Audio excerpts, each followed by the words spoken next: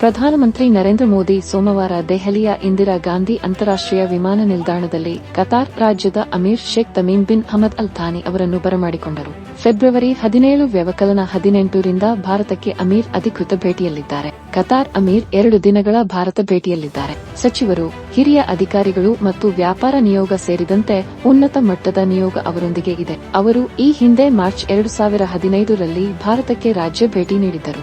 February 18 ರಂದು ರಾಷ್ಟ್ರಪತಿ ಭವನದ ಮುಂಭಾಗದಲ್ಲಿ ಕತಾರ್ ಅಮೀರ್ ಅವರಿಗೆ ವಿದ್ಯುಕ್ತ ಸ್ವಾಗತ ನೀಡಲಾಗುವುದು.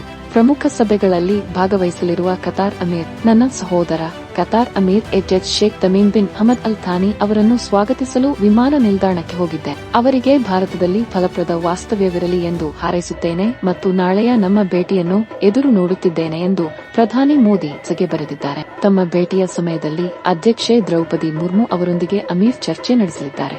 ಅವರು ಅವರ ಗೌರವಾರ್ಥವಾಗಿ ಔತಣಕೂಟವನ್ನು ಸಹ ಆಯೋಜಿಸಲಿದ್ದಾರೆ. ಕತಾರ್ ಅಮೀರ್ ಪ್ರಧಾನಿ ಮೋದಿ ಮತ್ತು ವಿದೇಶಾಂಗ ಸಚಿವ ಎಸ್ ಜೈಶಂಕರ್ ಅವರೊಂದಿಗೆ ದ್ವಿಪಕ್ಷೀಯ ಸಂಬಂಧಗಳ ವಿವಿಧ ಅಂಶಗಳನ್ನು ಒಳಗೊಂಡ ಮಾತುಕತೆ ನಡೆಸಲಿದ್ದಾರೆ. ಗಮನಾರ್ಹವಾಗಿ ಭಾರತ ಮತ್ತು ಕತಾರ್ ಸ್ನೇಹ, ವಿಶ್ವಾಸ ಮತ್ತು ಪರಸ್ಪರ ಗೌರವದ ಆಳವಾದ ಬೇರೂರಿರುವ ಐತಿಹಾಸಿಕ ಸಂಬಂಧಗಳನ್ನು ಹೊಂದಿವೆ.